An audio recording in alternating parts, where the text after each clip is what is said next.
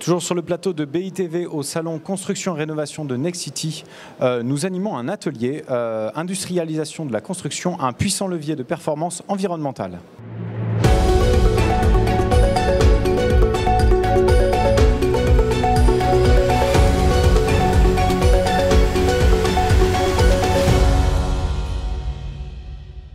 Je reçois 5 personnes sur le plateau, c'est très rare pour nous, c'est une première je crois. En tout cas on va parler de l'industrialisation et notamment du hors-site. Lydia Aknin, vous êtes directrice technique direction de la construction de Nexity Promotion. Qu'est-ce que le hors-site tout simplement? On va commencer par la définition, qu'on soit tous sur les mêmes bases. On va commencer par le plus simple. Donc qu'est-ce que le hors-site? Le hors-site aujourd'hui consiste vraiment à concevoir donc toute ou une partie d'un bâtiment en usine, en fait qu'on viendra naturellement assembler sur site. Donc le hors-site, c'est un mot qui est très vague et beaucoup de choses peuvent être réalisées en hors-site. Il faut savoir que des éléments préfabriqués peuvent être réalisés en hors-site. Il faut faire la différence entre industrialisation, hors-site, modulaire. On entend énormément parler de ça aujourd'hui. Donc pour être très clair et vraiment essayer de l'expliquer de la façon la plus simple, c'est vraiment réaliser des produits en usine et qui vont être assemblés directement sur site. Donc c'est ça aujourd'hui ce que c'est que le hors-site dans le domaine de la construction. Et alors, je vais m'adresser à Philippe Revel, directeur commercial de Hauts-Savoie. Merci pour le micro. Pour qu'un projet il soit modulaire ou traditionnel, est-ce qu'on peut mixer les deux? Comment ça se passe? Oui, l'avantage aujourd'hui de la construction hors site, c'est de pouvoir à la fois parler et partir d'un principe qui sont de la construction modulaire, ce qu'on appelle 3D aujourd'hui, qui va ressembler à un module avec 2 faces, un plancher, un plafond. Oui. Et ensuite, une partie qui sera plutôt aujourd'hui mur ossature bois ou façade ossature bois, sur laquelle on pourra venir assembler et compléter aujourd'hui pour apporter parfois une écriture architecturale un peu différente de ce qu'on peut aujourd'hui retrouver uniquement sur du modulaire à proprement dit. Et aujourd'hui, tout ça en pouvant aussi aujourd'hui adapter à de la construction qui peut être aussi en béton. Et là, on va venir ajouter de la construction 3D ou de la MOB ou de la FOB, du mur ossature bois ou de la façade ossature bois sur ces constructions-là. D'accord. Alain Béjean, vous êtes le directeur Habitat de TH, Tech Hub, je crois. TH, on dit D'accord, ça marche. Est-ce qu'il y a des projets qui sont plus adaptés que d'autres à ce genre de...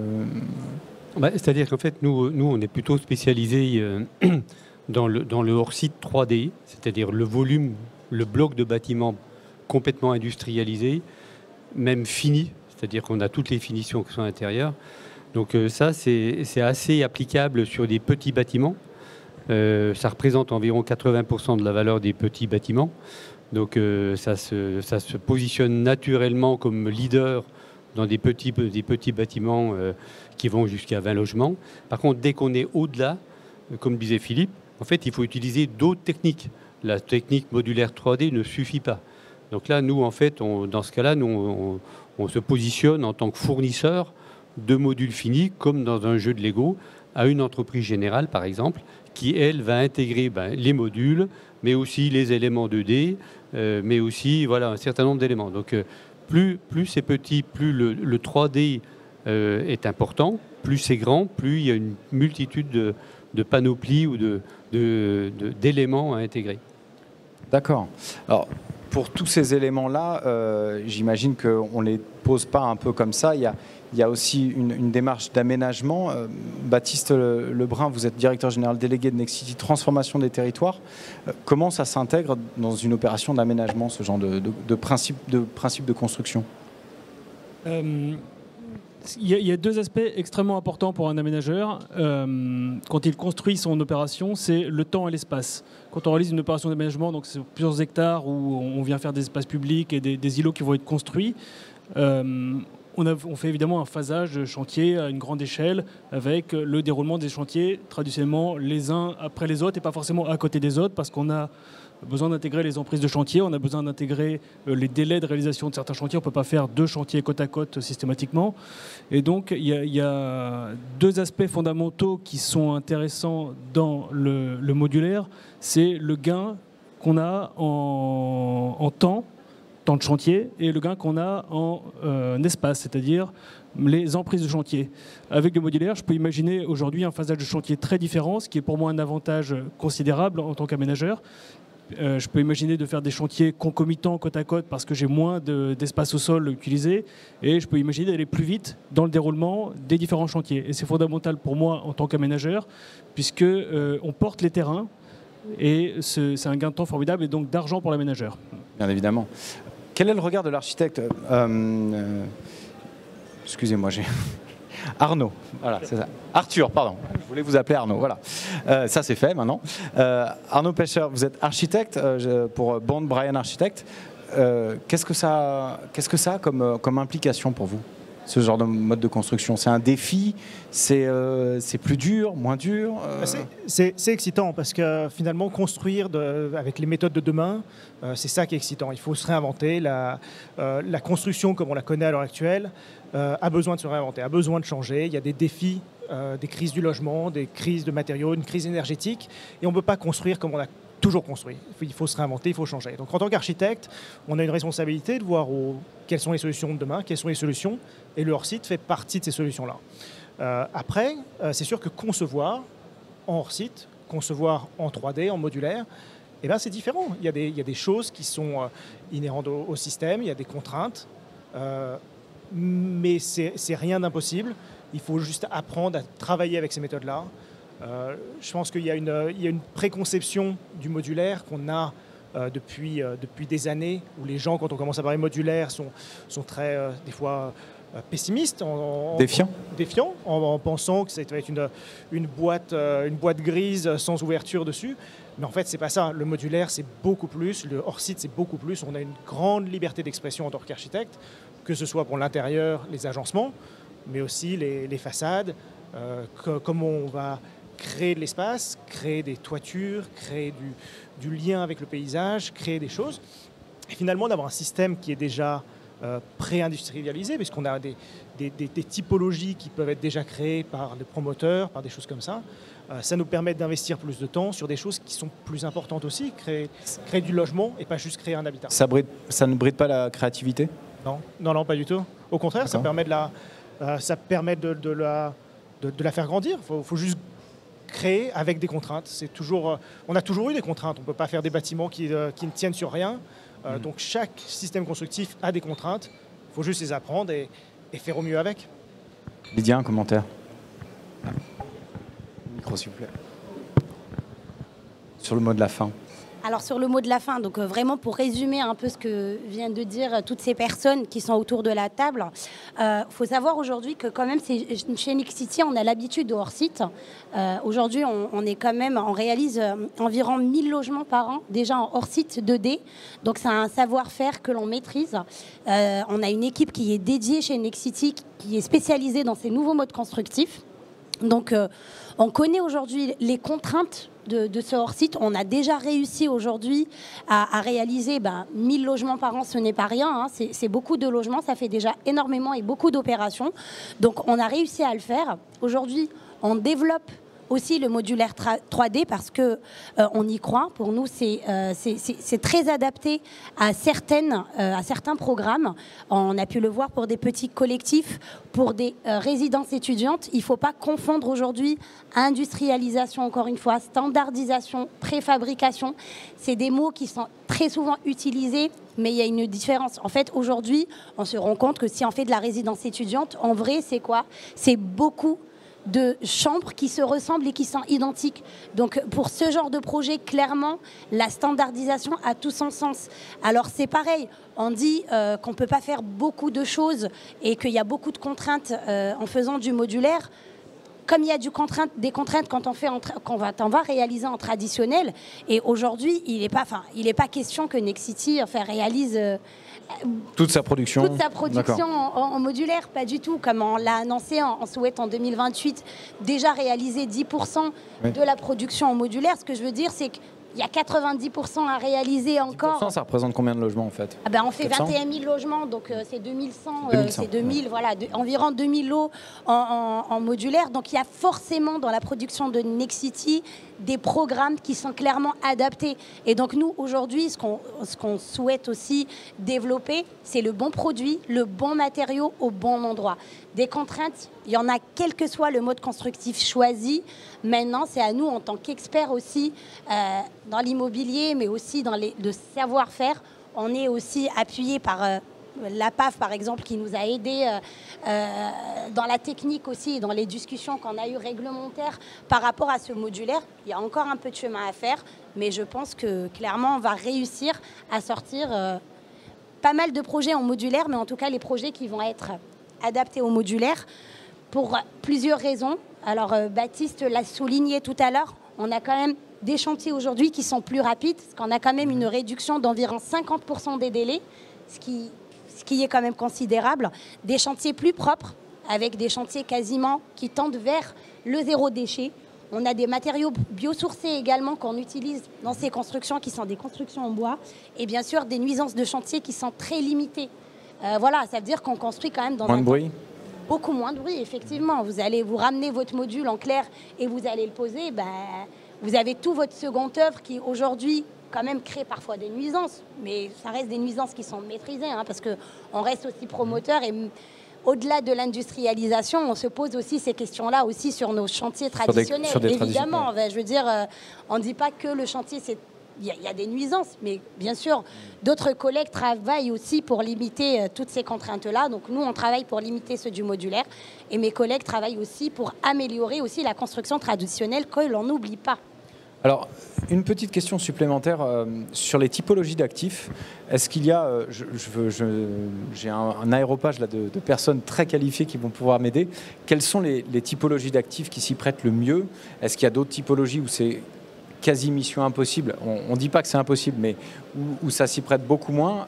Est-ce qu'il y aura un petit palmarès à faire là-dessus? On parle de typologie d'actifs, pas juste résidentiel, résidence étudiant, résidence senior, service, EHPAD, etc. Est-ce qu'il y a des... Oui, effectivement, aujourd'hui, on peut adresser la construction modulaire à d'autres typologies de secteurs, comme aujourd'hui le tertiaire, qui peut être le cas, donc toute la partie bureau et autres. La partie aujourd'hui secteur qui pourrait être aussi adressée, c'est la partie tertiaire industrielle, qui n'est pas inintéressante, donc des bureaux sur des sites d'usines avec une partie à la fois 3D et 2D. Ensuite, la partie éducation, pour plus largement, et des collèges, des lycées, des groupes scolaires. Et puis ensuite, la partie santé, des hôpitaux, des cliniques, des maisons médicales, aujourd'hui qu'on pourrait... Malgré les contraintes réglementaires, par exemple? Parfois, malgré les contraintes réglementaires. D'accord. Laisse la main. Oh. Merci Philippe. Alain a besoin. Merci. On a juste développé, en fait, nous avec Bouygues, un système spécifique pour les salles de classe. Quand vous êtes dans un collège ou dans un lycée, la largeur d'une salle de classe, c'est toujours 7 mètres. Donc ça représente, je sais pas, 60% des surfaces d'un collège ou d'un lycée, et c'est redessiné à chaque fois. Donc il vaut mieux, en fait, standardiser, aller vers ce type d'activité. En plus, c'est biosourcé, c'est économique et c'est de qualité. Donc ça s'y prête complètement. Faire un gymnase, c'est plus compliqué. Donc voilà, donc il y a des parties de bâtiments qui s'y prêtent beaucoup mieux que d'autres. D'accord. Au-delà en fait de la typologie d'actifs, c'est aussi c'est ce que vous disiez, Lydia, c'est le côté répétitif un petit peu du process industriel. Clairement, quand on est sur des résidences qui sont gérées, parce qu'il y a aussi certains aspects qu'il faut regarder, qui sont les choix clients et autres. Donc, dès qu'on est sur de la résidence étudiante, dès qu'on est sur de la résidence senior, dès qu'on est sur des projets qui ont cette répétitivité, cette standardisation. Alors, encore une fois, je parle de standardisation en intérieur. Donc, il faut faire la différence, tout en gardant une architecture qui est moderne et adaptable. Donc, quand je parle de standardisation, je parle vraiment du module en intérieur, c'est-à-dire c'est la même chambre qui se répète. Ça ne veut pas dire qu'on va aller venir et mettre les mêmes façades partout. Donc c'est pour ça que voilà, j'essaye quand même de préciser et que j'espère que les gens vont faire aussi cette différence entre avoir en fait aujourd'hui Nexity réalise des centaines de résidences étudiantes. En fait, avoir les mêmes typologies, par exemple, de chambres étudiantes, c'est quelque chose qui aura tout son sens aujourd'hui. Ça veut dire qu'on va venir, On va discuter, on va regarder quels sont vraiment les besoins d'un étudiant et on va les adapter. On va sortir un module qui réponde à ce cahier de charge. Comme ça peut être aussi un cahier de charge, là je parle de la résidence étudiante, mais ça peut être un cahier de charge d'un bailleur ou autre. Et on répondra également à ces problèmes en amont. Par contre, il faut savoir que faire du modulaire, c'est travailler tous ensemble avec l'industriel qui a été choisi, avec l'architecte, en amont de l'opération. Il faut aussi avoir un management de projet aujourd'hui qui rend possible cette standardisation, cette industrialisation. Et il faut apprendre en fait de composer avec des éléments, un peu comme une voiture si vous voulez. Si vous allez acheter une voiture, aujourd'hui vous en avez des centaines et pourtant vous avez un catalogue sur lequel vous choisissez votre couleur, votre option et voilà. Donc ça sera à peu près la même chose. Et alors, vous avez peut-être oublié l'aménageur aussi. Il faut discuter avec l'aménageur, je crois que c'est important. Avec Baptiste, on discute énormément. Est-ce qu'il y a quand même un frein à utiliser l'existant? Est-ce que c'est possible parce que ça paraît très construction neuve, est-ce que la réhabilitation s'y prête aussi? Je pense que je laisserai au sabot à répondre, mais voilà, moi j'ai ma petite idée, mais voilà, je sais qu'ils en font pas mal. Exactement. Ouais, d'accord. Effectivement, comme dit à juste titre Baptiste, il y a la surélévation. Et c'est là où aujourd'hui, on peut travailler aujourd'hui sur la rénovation énergétique des bâtiments, avec des façades ossature bois aujourd'hui qui s'y prêtent. Et c'est l'avantage aujourd'hui qu'on a chez Ossabois de maîtriser à la fois la partie 2D et la partie 3D, qui aujourd'hui, on pourrait partir d'un existant sur de la rénovation énergétique avec la création ou l'extension aujourd'hui de ce même existant pour pouvoir aujourd'hui avoir un projet qui s'intègre complètement et pleinement aujourd'hui au milieu urbain, comme on échange assez régulièrement là-dessus avec Baptiste. Vous voulez réagir peut-être? Non? D'accord, ok, ça marche. Écoutez, je vous remercie beaucoup. Je ne sais pas s'il y a d'autres questions. Non, personne... N'hésitez pas à venir nous voir si vous avez des questions. Sinon, je vous remercie en tout cas pour ce témoignage. Ah, allez-y, oui. Pour rebondir sur ce que disait Lydia, en fait, la standardisation de certains éléments ne tue pas la diversité des bâtiments. Quand vous regardez des blocs démarrage, par exemple Valeo, ils sont dans toutes les voitures. Ce n'est pas les mêmes voitures. Donc c'est exactement ça. Il faut bien considérer que tout ce qui peut être fait en hors-site, c'est créer en amont des blocs industrialisés à l'usage de gens qui construisent. Mais le résultat, après, il varie en fonction des besoins d'urbanisme, des besoins d'usage, etc. Mais en amont, on crée en fait, comme un équipementier d'une certaine manière, on crée des blocs qui sont industrialisés, fiables et de qualité. Allez-y. Moi, on a encore un peu de temps. Ouais, alors je rajouterai quand même encore un petit commentaire et je laisserai par la suite Arthur, justement, parce que je pense qu'on a mis le point sur quelque chose d'assez important. Vous voyez TopHat qui sont là aujourd'hui, ont développé un logiciel en Angleterre, en fait, qui permet aujourd'hui à l'architecte d'aller piocher directement sur un catalogue. Et en fait, avec ce catalogue-là, il va aller dessiner son bâtiment directement à partir de ce logiciel-là. Donc je laisserai quand même... Au-delà de l'architecture, là c'est... Oui, voilà, c'est quand même incroyable. C'est vraiment un logiciel. Et pour vous dire, pour aller au-delà, là-bas, il dépose directement le permis de construire à partir de ce logiciel. Hein. Voilà, c'est exactement ça. C'est assez intéressant, puisqu'en fait, c'est très proche de l'analogie que vous faisiez, Lydia, sur les voitures, sur acheter une voiture, où finalement, on choisit un châssis, on choisit un modèle, et après, on rajoute des options, on change le moteur, les performances énergétiques, on va changer la couleur, les jantes. Ça va être pareil sur du logement. On va pouvoir choisir quelle performance on va vouloir, quel type de toiture on va vouloir, quel type de fenêtres, les couleurs, les façades. Et puis à la fin, on clique sur le bouton qui n'est pas acheter la voiture, mais presque commander le logement pour un promoteur, pour un client, pour qui que ce soit, pour un architecte. Et là, directement, on a des fiches techniques avec presque un dépôt de permis de construire qui est prêt, donc tous les plans, les élévations, les coupes, etc. Les 3D, les visualisations, et aussi, mais d'un point de vue du promoteur, il va avoir une fiche avec tous les coûts, savoir exactement combien de temps ça va prendre, combien ça va coûter, comment ça va être fait. Du point de vue du client, il va avoir exactement quelle couleur il a choisi, etc. Donc finalement, très rapidement, avec juste quelques clics, on peut personnaliser son logement. Et après, il y a d'autres types de flexibilité qu'on peut créer par promoteur, par type, évidemment. Encore une fois, ce que je disais tout à l'heure, ce n'est pas juste une boîte, c'est c'est beaucoup plus que ça. On peut personnaliser beaucoup plus. Il n'y a pas vraiment de limite architecturalement. Qu'est-ce qu'on conçoit? Ça permet de débunker beaucoup de freins qu'on avait sur le hors-site. Encore un dernier mot? Dernier mot sur... on n'en a pas parlé, mais c'est aussi la qualité de finition.